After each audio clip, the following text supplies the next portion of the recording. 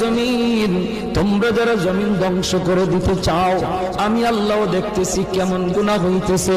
যেই মানুষ আমি আল্লাহ এত আদর করে বানাইলাম, আসমান আল্লাহ বানাইছেন কুন ফায়াকুন বইলা, ফেরেশতা আল্লাহ বানাইছেন কুন ফায়াকুন বইলা, জমিন আল্লাহ বানাইছেন কুন ফায়াকুন বইলা, কিন্তু আমারে আপনারে আল্লাহ পাক